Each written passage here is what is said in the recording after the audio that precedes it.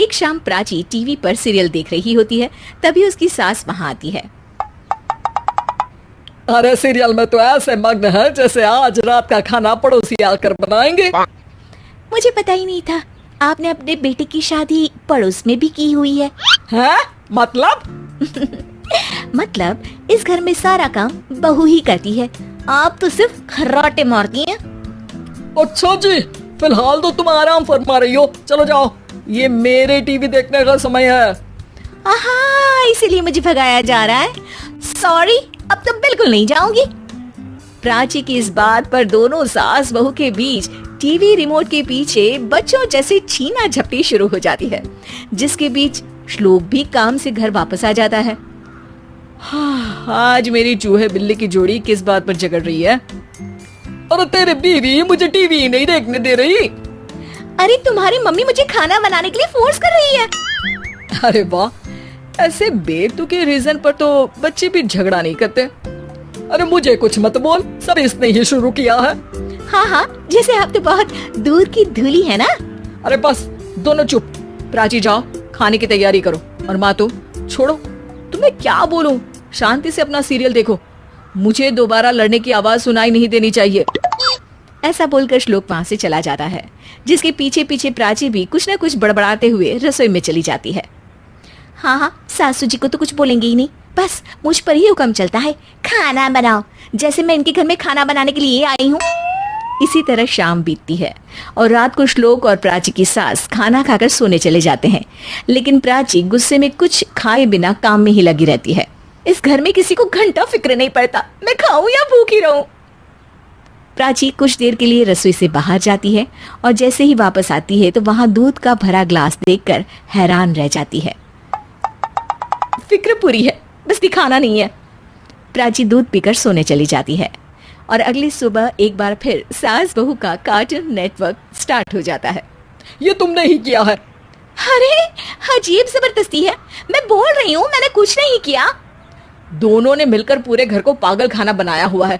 यहाँ कोई नॉर्मल इंसान तो रह ही नहीं सकता, इसीलिए अब पड़ोसी क्या रिश्तेदार भी घर आने से कतराते हैं।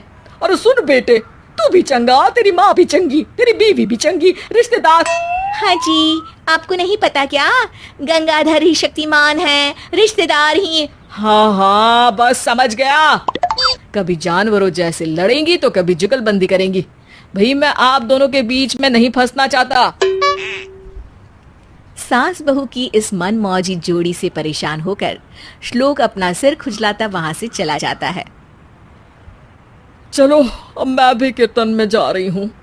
इस पर जैसे ही सास कमरे में अपना पर्स लेने जाती है तो वहां नाश्ते की प्लेट रखी देख मुस्कुराने लगती है और नाश्ता करके घर से बाहर निकलते हुए कुछ पैसे टेबल पर रख जाती है, जिसके कुछ देर बाद सिलेंडर वाला घर आता है। ओ मुरी मैया, मैं सिलेंडर के बारे में तो बिल्कुल भूल ही गई थी।